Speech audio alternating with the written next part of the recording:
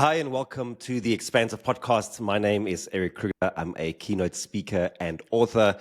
We have been recording the Expansive podcast for the past 4, maybe 5 years. We are 220 episodes deep. We have been the best career and entrepreneurship podcasts of 2023. We are now nominated for a new award, the Podcast of the Year. And through this entire journey, I've been joined by my ever elegant co-host, co-pilot, Mr. John Sane, who is also an author, keynote speaker, futurist, who's just come back from, well, not come back, you are still in the States, but you've just had an incredible experience at the National Speakers Association, which we'll chat about just now. But dude, how's things going? Yeah, wonderful. Thank you. Good to be in the States again. Always interesting to be here. Often remark to everybody I speak to here how we were outside the bubble. We were watching the Hollywood machine sort of, I don't know, build its propaganda for us. And we were all so enthralled with the American dream. And it's all we ever saw and all we ever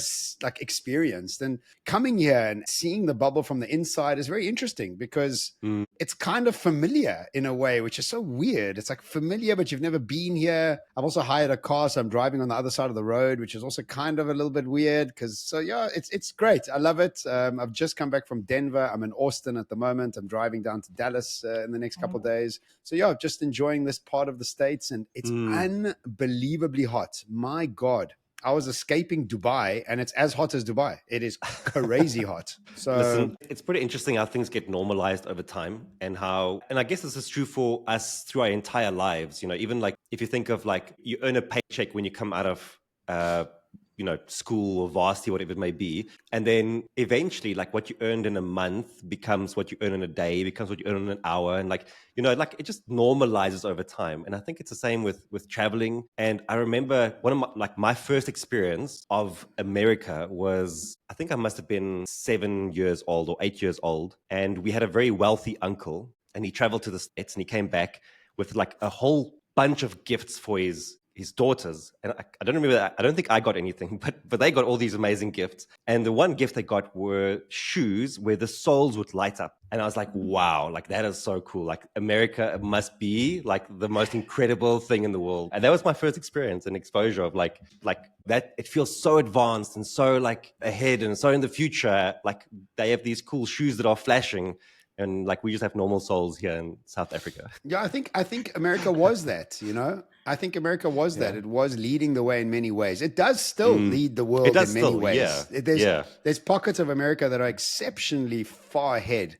But Yeah. I have been spoiled by Dubai, and living in Dubai, sure. just nothing touches the architecture, just everything. Nothing touches it. So when you go to Singapore and Dubai, you got a resonance of a very futuristic city. But I think what Dubai and Singapore have in common and what it differentiates them out of America, it's that it's a city state. There's like 3 million people there. Yeah. And it's got a much bigger brand than America does. So whenever I tell people in America that I'm from Dubai, everybody's got the exact same response. Ooh, Dubai. Like it's got such a good PR marketing machine that people are enthralled with it. And I have to keep reminding them, do you know how big Dubai is? It's like 3 million people. It's tiny. It's 45 minutes from one side to the other. It's just that a marketing PR machine.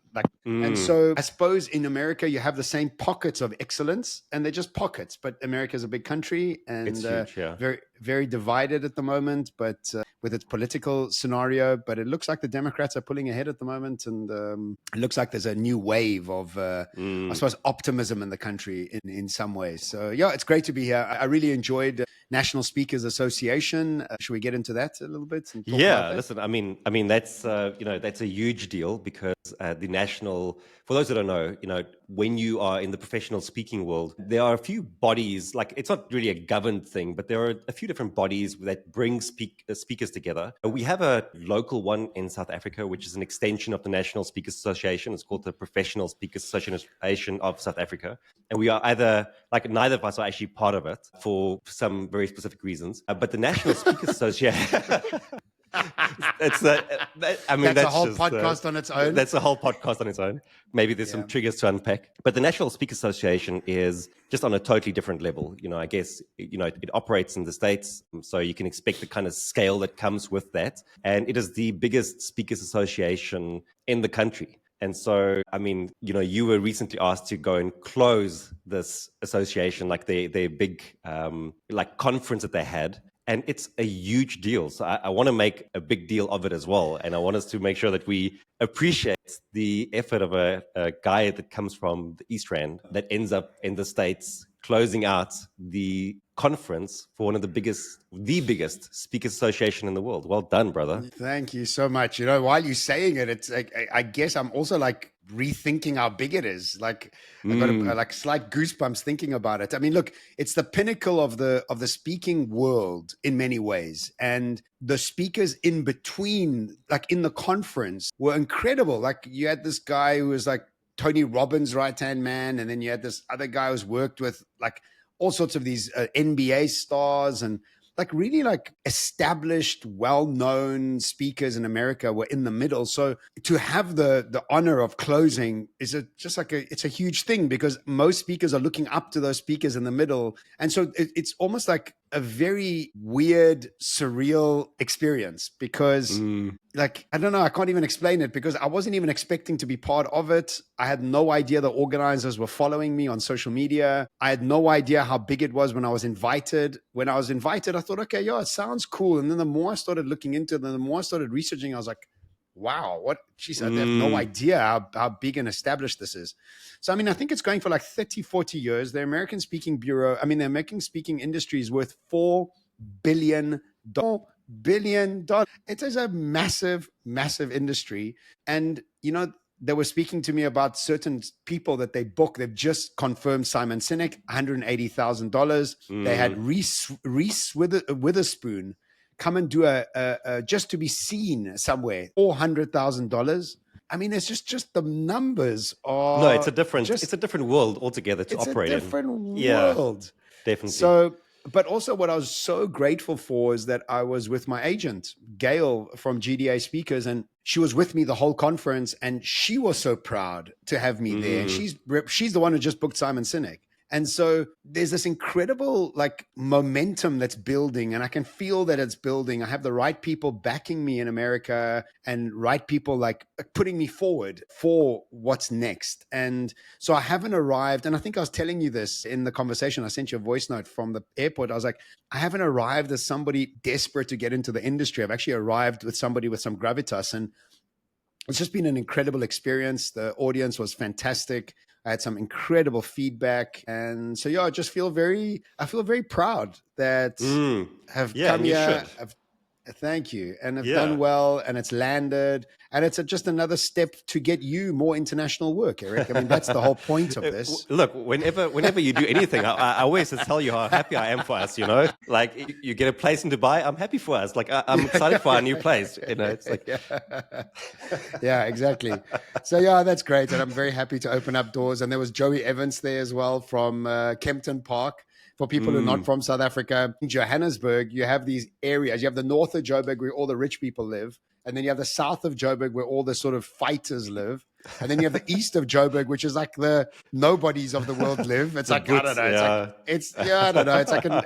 It's a nonchalance thing. And we all come from the East Rand. So does Charlize Theron. And we all somehow come from the East Rand. And it's a funny thing, because only if you're from Johannesburg, do you understand the specificity of the personality of the very middle class to lower class like areas in the East Rand. And so Joey was there from Kempton Park, and I was there from Edenvale, both of us from the East Rand. And we were just laughing at the fact that we're all the way here in America doing what we're doing, all the way from this little dreamy little town. And actually the way I opened up the conference was welcome to my dream. And explained where I was from and what I was doing here and how the invite had come about, and just incredible to have experienced that. And I'm looking forward to what it's going to bring. Yeah, I love that. And I think that's a big part of your success, is that you've always had a very high level of vulnerability, which I think is often very missing in the circles that we operate in. It's very, very focused on the work that must be done, on the tangibles, the metrics, etc. And I think you've always come in with more of a vulnerability angle. And so even opening up, because, you would think that you get onto that kind of stage and there's a certain posture to have, because like, oh, I'm here and you sitting in the audience listening to me here. Whereas the way that you open it up is to talk about this journey that you've been on and what it means for you to be on that stage. And Yeah, I think you're that's a right. big part of Again, your success. thank you. Again, I haven't even thought of that, but thank you for putting words to that, And one of the slides that I use that has actually been shared the most is everybody thinks that being on stage is, and under the bright lights is what makes you successful. But the bright lights only show up the work that you've done in the dark. And it's really about that work that you've done in the dark that allows you to feel the value and the worth to experience something like that. So, there's a lot of behind the scenes work. And I mean, we've done so For many sure. pods on the meditation and the healings and all those sort of things. So that is such a big part of it that I think most people don't think about or engage with as much as they would do. And again, I made a video just this morning about some people commenting on a video I made about AI and its IQ and what's going to happen to the IQ of AI. So just a recap was AI is at 155 right now, doubles every 5.5 months. By the end of this year, it'll be at 310, middle of next year, 620, by the end of next year, 1,250, whatever it may be. And, Einstein's at 155. I mean, Elon Musk is at 155. Einstein's at 162.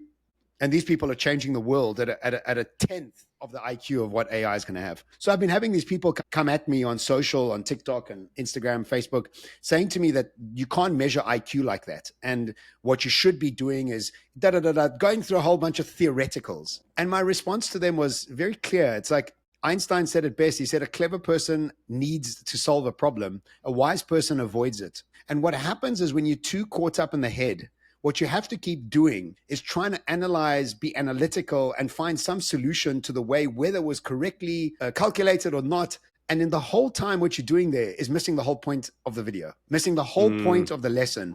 And the whole point is you can't compete IQ to IQ, however you want to measure it. And the example I used is that we still utilize horsepower when we think about Ferraris and our engines. Does it make any sense to measure anything with horsepower attached to it in this day and age? Of course not.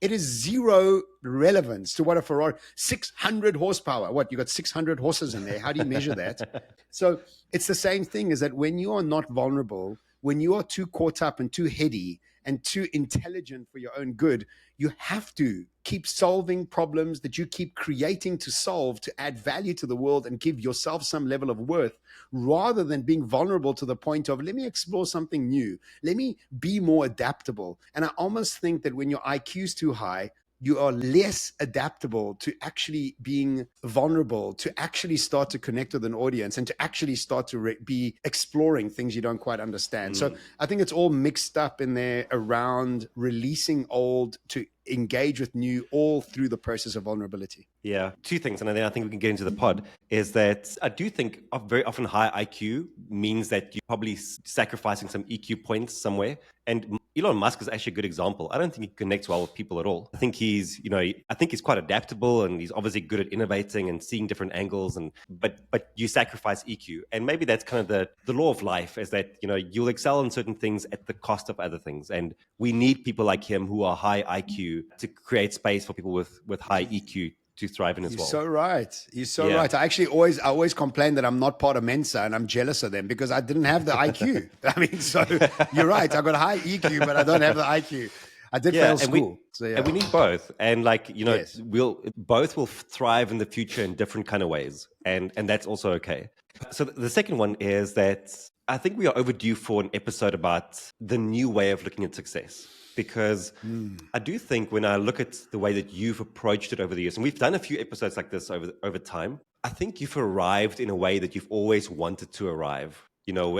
And we've had these conversations so many times between the two of us as well, is about the patience, is about the trusting of the process, it's about giving it space and about knowing your value as well. And I think there's been a lot of internal work that has happened. And maybe it's good to just recap that, because we say we've spoken about it so much, but also we've spoken about it a year ago maybe. And we've had so many new listeners join us as well. And even recently, I've been on this journey again where I've seen it's like a very clear message that the universe is sending to me about worth at the moment, where probably in the last 3 weeks, I've had to turn down 3 different engagements. And it was all around like, will you stand up for what you believe your worth is in the marketplace and how you do things? And you even sent me a screenshot as well of something similar that you had to do with clients from yours. And so it's very interesting because you have to do a lot of that sort of like internal recalibration. But what it allows you to do is that when you achieve that success or when you get into that next level,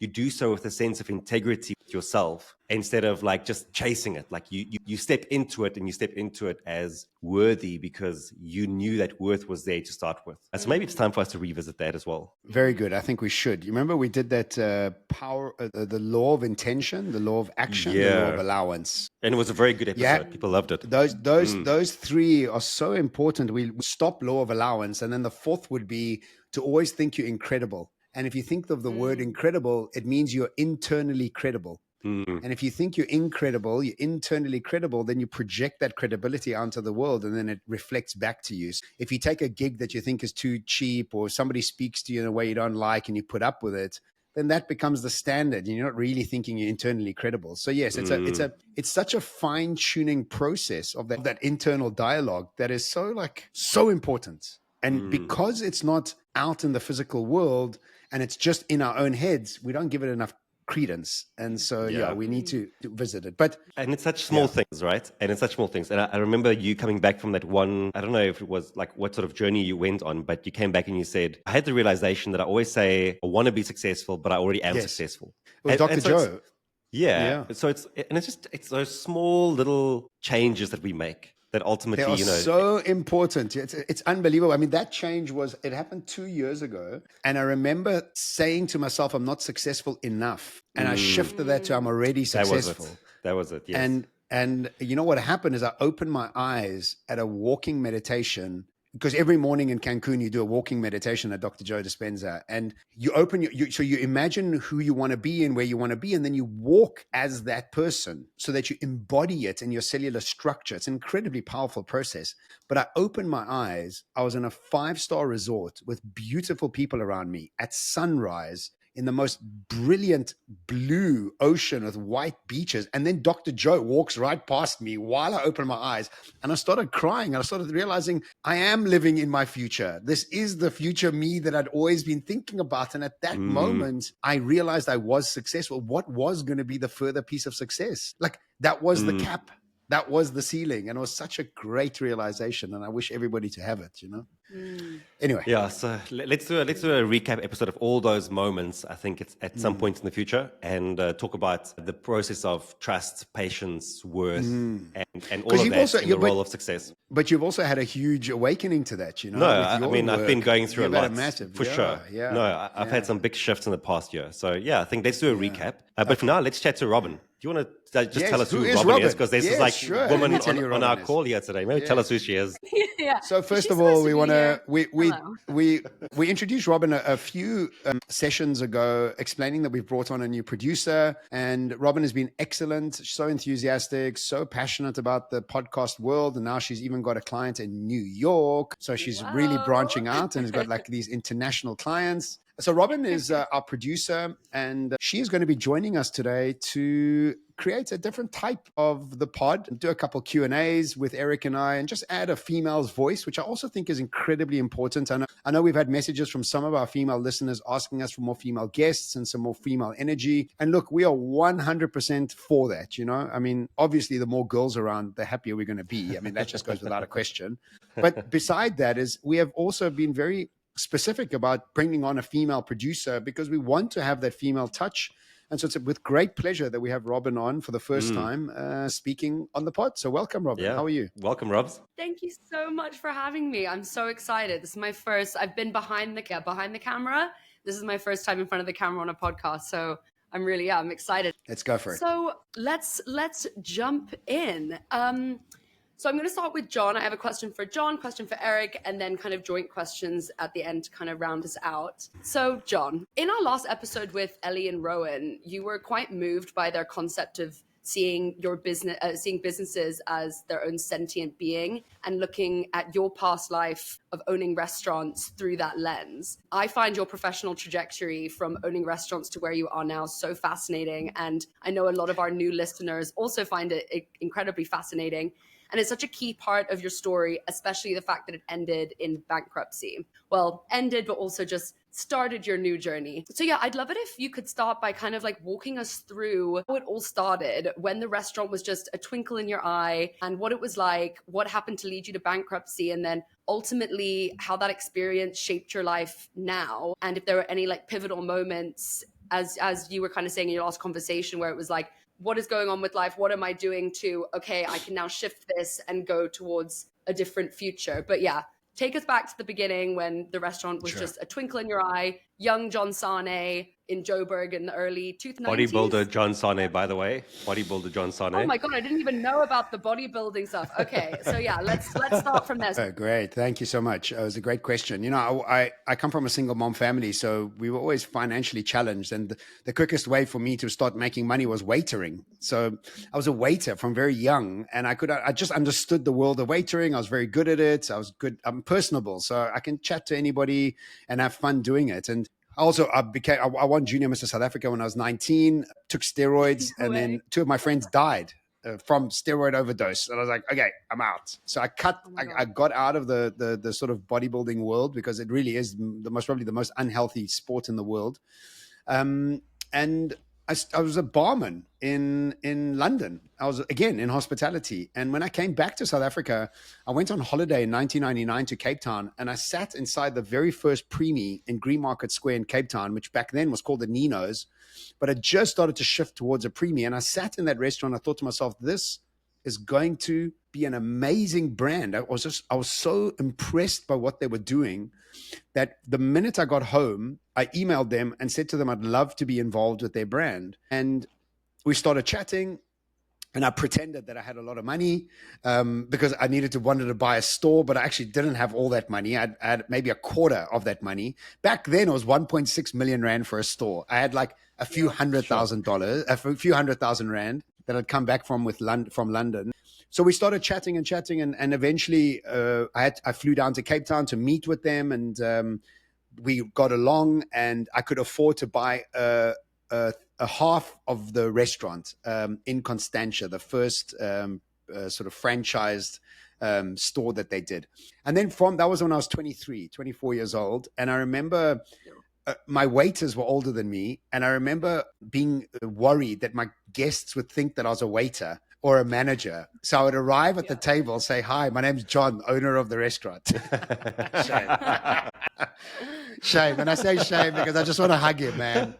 You know, it was just insecurity, and it needed acknowledgement. So either way, I worked my butt off, and the shop did really well. And then I went on to own 6 of them, you know, and so I just kept buying them and selling them and buying them and selling them. And the brand, but you could do no wrong with Primi Piatti from 2000 to 2008. I mean, you could just, anybody would hear that you were opening one and there would be a queue already. So it was a very amazing time. And it really developed so much courage in me. At one stage, I had hundreds of staff members. I had rents, and I can't even believe I did that. At like 26, 27 years old, I had 3 restaurants at the same time.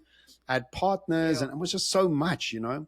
But then what happens is, when you're that age, you think you become bulletproof. And I comment that you have high levels of testosterone and high levels of money are a very bad mix. And I thought I could do no wrong. You know what I mean? So I invested in clothing stores. I invested in vending machines. I was just like, I can do everything. I'm going to have 3 restaurants and these other 4 businesses and houses and cars, and just piled it on. And then one of the restaurants started faltering. And I thought to myself, what I would do is I would prop it up until I could sell it and then carry on with the rest of my life, you know. But I don't know, 12 months later, I turned around. It was losing more money than ever before. I started running out of cash. And about 18 months in, I realized I had to do something drastic, because I couldn't keep going. You know, I didn't have the cash flow. My business wasn't picking up. I didn't know how to get out of it. and I had to declare bankruptcy. Otherwise, I didn't know what else to do. I was stuck. Yeah. So it was a very, very tough 6 months. I didn't sleep for 6 months. And the first night that I actually slept well was when I decided I was going to declare bankruptcy on the Friday morning. It was Thursday night. It was the first night that I'd slept well in months. And yeah, I woke up and called the sequestration lawyer and handed the keys over. Head office of Premi wanted to kill me. I was so embarrassed. I had to get out of my house. I didn't have a car. It was just a very, very tumultuous, horrible, horrible time. And it took me years to recover, years. But what it's done for me now, what it's done is change my relationship with money. Because all I was doing then was extracting all those businesses for as much money as I could get. 2, everybody with a daddy issue is desperate for acknowledgement. I had daddy issues, and everybody at Premi had daddy issues. From the CEO, everybody had daddy issues. Everybody had abusive dads. And in that abusive dad world, everybody's desperate for acknowledgement. And when you're desperate something, you attract abuse. Think about anybody who's desperate for anything. You attract abuse because any form of desperation brings about the other side of it. And so daddy issues that I had to heal, money issues that I had to heal. And the worst part was that I worked so hard for 10 years and left minus 8 million rand, which is such a hard pill to swallow. But it put me into the self-development world. I started to dive deep into figuring out what had happened to me. And today I have a lot more empathy for people that are working like that, and leadership in many ways as well. So great question. Thank you. Wow. That is so, so interesting. Do you have like that one moment where you were like, after the self-development, after like diving into it, you were like, I actually could make a career out of this. Like, I'm actually going to pursue a speaking career. You know what's so funny? My friends remember very well, Sean McKenna especially, me telling him I want to be a speaker. And I can't remember saying this to him, but I said it to him a few times that I think I can be a speaker. I'm going to be a speaker. So even in the restaurant times, I had an inclination that I wanted to do something like that. And I remember that once I'd gone bankrupt, what I did was I had a little bit of money. I bought 2 big whiteboards and I put them into my friend's second bedroom that I was living at because I couldn't live anywhere else. And they sat blank because I wanted to do a workshop and a brainstorm of what I was going to speak about, but I couldn't think of anything. And actually give those boards away because I couldn't think of anything. And only years later did the actual message of what I want to say and how I need to say it started to come into fruition. So it took years, but I kind of knew from a young age. And my granddad was a poet, and I used to listen to my granddad recite poetry, and people used to come and listen to him recite poetry. So I think it's kind of in my lineage in a way, being a storyteller. Yeah. I remember the very first time I saw a John Sonnet video, and I didn't know who you were at the time. I just remember seeing you had a thick beard, like big beard, big glasses. And it's like, this dude looks, he has an interesting look. And then, I didn't really listen to the video. You still don't listen to my videos, Erik. I listen to your videos now. I do. In the recording. But I do remember the big beard. Maybe you need to bring that back. Yeah. Bro, I've seen that video. And that video, I had no idea how far or how close the phone must be to me. I think I had it up my nostril. The phone was right up my nostril. You could see every detail of my nose hairs. So yes, I've learned a lot from that. Yeah, that is so interesting. Okay. Thank you so much for sharing that. Like that, yeah, Pleasure. incredibly inspiring. So Erik, now on to you. And this question's actually interesting because you guys were literally just speaking about this earlier about the kind of redefining of success then versus now and the different paths to success that people take. So a few weeks ago on the podcast, we were talking about burnout, and you were saying how you felt a real call to get into nature, turn off your phone, just chill before you really, really needed it and had some sort of breakdown. And one thing you talk about a lot is pushing yourself out of your comfort zone and being uncomfortable with uncertainty, which I think means hustling, taking risks, being bold.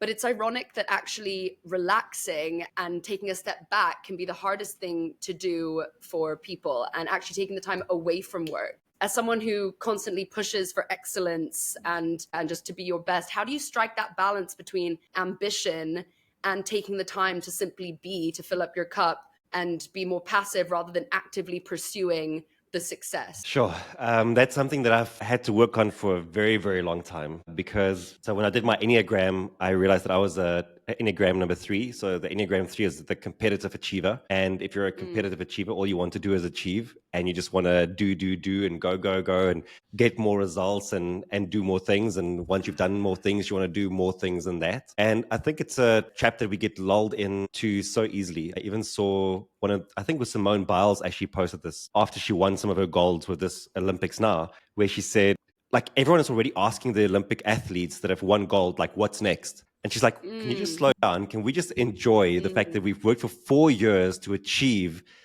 this amazing feat that we've just done? Can we just like enjoy that for a moment? And so I think that's become, I think there are a few layers to this. The first is that personally, I've worked hard to enjoy the process a bit more and not to only focus on what comes out of it. And I think a lot of the things that we listen to, the teachers that we listen to, a lot of them will say that you need to do the work and let go of the outcome. And in that letting go, there's actually quite a bit of peace and sort of freedom that comes with it. And so all of a sudden what you find is that just during your day-to-day, just during your usual hustle or grind, you find that there's actually some peace in it when you don't think of it as a hustle or grind. When you think of it as just doing the work that you enjoy doing and the work that you love, and you surrender the outcome to whatever it may be. And so just in that, there's easing that starts to occur, a relaxation that starts to occur that feels really good.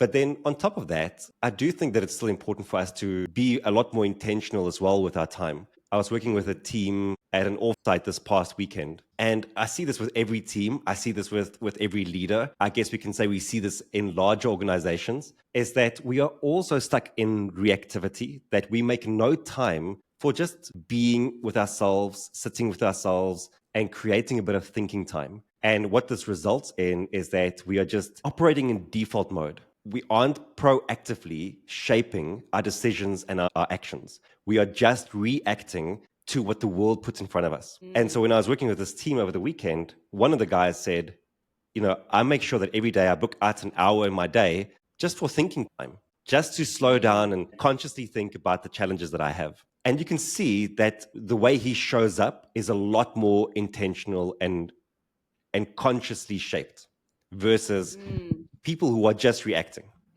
And one of the things that then came out of the offsite was, and it was so funny because when I take people through brainstorming at an offsite, what we do is we generate lots of ideas. And if I say lots of ideas, each person generates 5 to 10 ideas. You pair up, you create 5 or 10 more ideas. And so you might sit with like 80 ideas that have been generated as a group. And then you go through this generation and then curation process. And one of the top 3 things that came out for this team was to have more time for myself. And so we all have this need to spend more time. We realize the importance of it, but yet we get dragged into the reactivity of the world. And if we can just schedule some time to slow down, to really think about how we are approaching the challenges and the opportunities in our lives, we get to be much more conscious creators. And I think we are more satisfied with the results that we get at the end as well. So, of course, you need to also build in holidays and intentional time off. And like this weekend, I'm going away with Danica and the pups, and I can't wait to do that. But I don't think it's just about those big moments away. I really think it's more about the stance that you take towards the work that you do. So the everyday work and like releasing that outcome, and then consciously spending some time with yourself, especially because often that might feel very uncomfortable, but you'll be surprised what happens when you can start doing that. When I was driving back from the offsite, for 2 hours, I just drove in silence. I don't know if you've seen, but there's this big trend called like raw dogging it. Have you seen it? Raw dogging flights, yeah. It's so funny. Men are crazy. So if you are raw dogging a flight, it means that you just stare at the screen in front of you. You're not allowed to listen to music or watch any sort of videos or play any games. You just have to sit there and just look ahead of you. The little plane go up. So I was raw dogging my trip back to the airport. And it was great because I was just thinking about what's currently happening in the business and what I want to do. And the clarity that you can get from a little bit of time of doing that is incredible. So yeah, in short, I think that's my answer. I'd like to just add to that. Please. Sorry, I just want to add to that and say that when you build a practice of meditation into your daily routine, you quite naturally move towards those spaces of stillness quite easily. And we don't realize that the sort of high beta brainwave addiction doesn't allow for that space. And you don't even have to start to put it in your calendar. When you start to develop that routine of meditation, it becomes part and parcel of who you are. So that's why that practice is so important. So you can bring that stillness and clarity and patience into listening, just listening a little bit more. So yeah. And I've seen a massive shift in Erik from 3 years ago to sort of like a very impatient person to a much more calm, and also reminding me to be calm sometimes on WhatsApp, which is like, what? Where's Erik? What the hell? But yeah, so well done, Erik.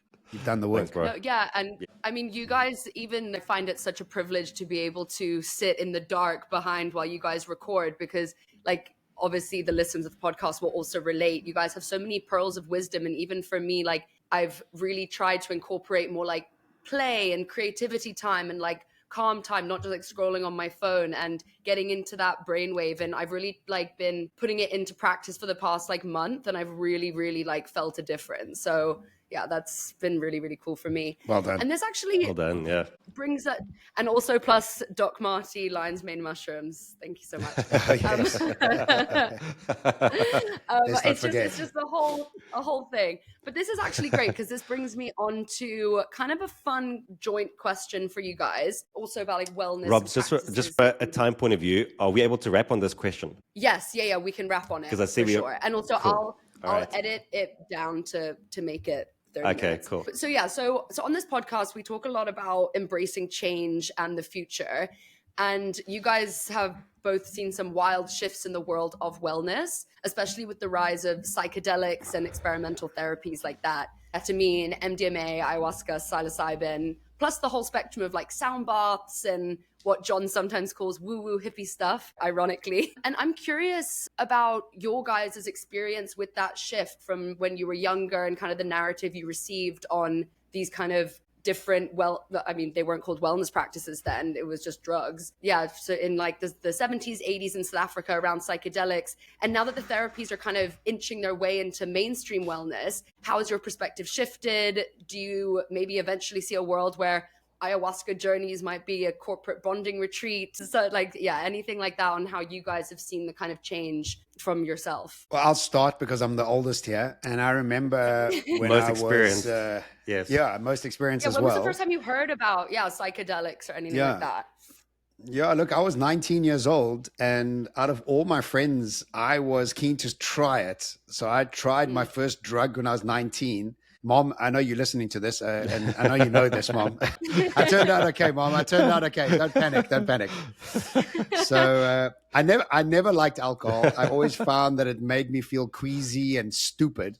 And actually, if you watch drunk people when you're not drunk, they look retarded in many ways. Yeah. So I never wanted to be that. And so I did try drugs. And I think subconsciously I was seeking this other alternate aspect that I could tap into. And I was seeing very bad light with the rest of my friends. The rest of my friends were worried. Even though they were drinking a bottle of whiskey every weekend, they were worried about me doing the things that weren't accepted in sort of society. But I think that's what an early adopter and a futurist is somebody that is consistently looking for what's next and then trying out and trying to figure out how it fits into the way I want to incorporate my life. I think that we have to also realize that the structure that we live in, everything that keeps you dumb and numb is legal. So if you think about alcohol and pharmaceuticals and gluten and sugar, these things are all amazingly available to us everywhere, but keep us dumb in many, many ways.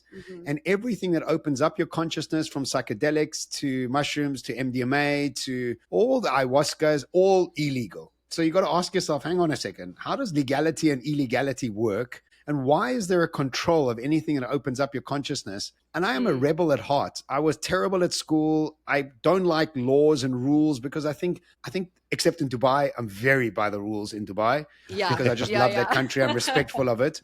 But I just think in general, even Dubai and even the UAE have bought into the Western ideals of somebody in a white jacket tells you to take 15 tablets, it's okay. And we've now realized that those pharmaceuticals are actually terrible for us in many ways. It creates addictions and our bodies can't heal from them. So I'm more excited than anything else because I've kind of been on this trip for a very long time, excuse the pun, for a very long time. I mean, I'm 50, so that means 30 years of experimenting with these things. And I think ultimately it's opened up my consciousness and allowed me to access a wisdom that's we've all got. The Romans called it the pocket of genii that lives on top of all of our heads. And our job really in life is to access this pocket of genii so that you can have access to the genius version of who you are. And I think all of these things have done that for me in many ways. So I'm more than excited that these things are becoming legalized and people are experimenting with them and ultimately stopping to call them drugs and actually start to call them teacher plants and journeys to healing. Yeah. Love. Yeah, Love I that. think I've seen a huge shift in the people that I deal with over the past couple of years. I think we are very far away from it being part of a exco offsite. I think that there may be a few excos where like they might be open enough to it, but for it to be a mainstream offsite, I think we're very, very far away from that. And I think the big thing is just the uncertainty about it, that you have a certain history that you have with these sort of interventions purely from a, like, you know, you've read about it or you've seen about it or you've heard about it, and like you've never experienced it, but you have this sort of perspective on it because this is what's been created for you over the however many years. And so to shift that perspective, I think, is really difficult. And so when I've had conversations with people around this, I don't find that the judgment is there. Like, I don't find anyone going, you want to go do a psilocybin journey, like, you're going to hell. I'm not hearing that. What I'm hearing is, like, I don't want to lose control, or I'm so worried about what the outcome might be, or, I'm someone who, I'm very logical about things. I don't want to go and be illogical about it, or whatever it may be. But like, it's more a fear of the unknown than it is a judgment. That's what I see mostly around me. And I think that's also a bit of the journey that I've been on. I don't think I've ever really judged it. My only experience with these kind of medicines from before would have been people using it to party. And so it being used as something that helps you to unlock different ways of thinking or to help you heal trauma is a new way for me of understanding it as well. And I even saw a thing this morning where they were saying that they think MDMA might be one of the best things that potentially at some point might help to treat PTSD. And there was a Tim Ferriss post that came out. So I think that, ultimately, and this is something that I've learned from John as well, is that these are all kind of things that you have to be called to, that you have to, the time will be right for you to go and figure it out for yourself and see if it's a time for you to explore what it might or could do for you. And I think often when we come across something that is exciting for us and that we feel have had a tremendous benefit to us, we want everyone to experience it. But it's not that kind of thing. Like people need to, like, they need to come to it when they come to it. And as with anything, this is like, I've been working on a bit of a adaptability framework. And the first part of that framework is we have to cultivate a state of receptiveness. You can't change if it doesn't start with having openness. And so as with anything, when we move into the uncertain and when we are trying to make certain changes, just start with a state of receptiveness, meaning non-judgment, meaning I'll be curious about it and see. And then over time, like, figure it out. But don't just shut it down because of historical perspectives or because of certain biases you might have. Adaptability, changing behavior, trying new things starts the moment you are presented with new information. And so just stay in the flow of change. Just stay in that openness all the time. Very good. That's very wise of you, Erik. I like that. Yeah, very good. Remember, it was Elizabeth Gilbert who said, "Oh, darling, you never had control. You just had anxiousness." And so what most people say, like, I don't want to lose control. I'm like, you never have control. You just have familiarity of thinking. And you're worried that if I let go of this familiarity of thinking, what else could be on the other side? Not realizing that your better version is on the other side. You're actually very low. I was actually telling the audience at NSA, we think as humans, we've peaked in our intelligence and we're fearful of expressing and engaging with new types of intelligence. How arrogant, how deeply ignorant and arrogant of us to think, oh no, I got control. I don't want to engage with anything new. I'm like, oh, please. People like that bore me. Yeah. No offense. Wow, guys. That was so amazing. Well done, Rob. Thank you so much for answering my questions. Thank you, So Robs. I have a couple more, but we can get to them another time. I just thought it would be funny to end with kind of like just a quick, interesting question for both of you guys surrounding the Olympics, and then we can wrap it up. So guys, if you had all the resources in the world and could quit your jobs for the next 4 years and train, money's no object, what sport would you do for the next Olympics? Is talent an object? Like, does it have to be something that we have some talent in at all? Or can we buy talent? Yeah, it has to be something that you would be able to do in 4 years with all the training in the world. Yeah, because like, I'd love to run 100 meters, but that's just never happening. Yeah, no, I'll answer that straight away. At the offsite, they had some guns there, and like I've never shot a rifle before, but I'm a natural. So like, give me a gun, let me go shoot stuff. Yeah, and that you saw that guy. He's like James Bond. Like he was that meme went around with him, and he's like so casual. That's me. That's me at the next Olympics. Guy. If money is no issue. Eric, you can take a boy out of the East from Springs, but you can't take Springs out of the boy, eh? Give me a gun, but give me a rifle. Not even a gun, a rifle, but a rifle. Did you also have a two-tone top on? Did you have that tan top on when you were shooting it, bro? Checkered shirt all the way. Checkered shirt. No, I think the most exciting race at the Olympics is the 4x400 meter. And I used to do athletics, and the 400 meter race is by far the hardest race because you have to sprint the whole way. You can't not sprint. With the 800, you got 2 gears. You got the first 4 and then the next. With the 400, it is flat out from the beginning. And so when I watched that...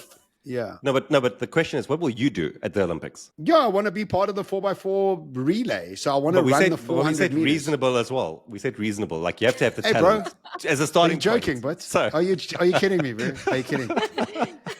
Are you kidding? Hammer throw, maybe? I used to be a sprinter. I was right wing at rugby. No. I can definitely do that. I used to be a runner. Okay. Yeah. Don't forget who's done the Ironman here. Not you, bro. Okay, me, not you. Oh my God, Ironman. So maybe you should have gone with triathlon. Maybe that would have been a better answer than sprinting for 400 meters when you're 50 years old. No. What I've realized is that I'm super shit at Ironman, so I'll just stick to the sprinting. Perfect. Cool, Rob. Cool. Thank you so much for joining us for the pod today. It was great having your energy with us. Thank you for the questions. Thanks for having me. I think we'll do another one like this at some point in the future. And then to everyone listening, thank you so much for joining us as well. As always, we really appreciate your time. We know that you have many other podcasts to choose from as well. Well, in fact, you have millions of podcasts to choose from, and you've decided to spend your time with us. And so for that, we are deeply appreciative. Just remember as well that you are listening to a podcast that's been nominated for Podcast of the Year by the African Podcast and Voice Awards. And well, actually voting, by the time you listen to this, I think voting would have closed. So let me rather use this opportunity to say thank you for everyone who has voted for the pod. We've been making quite a bit of a push of it on social media. So you would have seen lots of that coming out. Now that period is kind of done, voting is closed on the 10th of August. You'll see less of that, less of a barrage of vote for us posts. But thank you for voting for us. We do this for you. We have lots of interesting plans ahead of us for the pod. All for you, because we want to find ways to do this in a better way that adds even more value. So that's it from me. Thank you so much for joining, and we will see you again next week. Ciao. Ciao.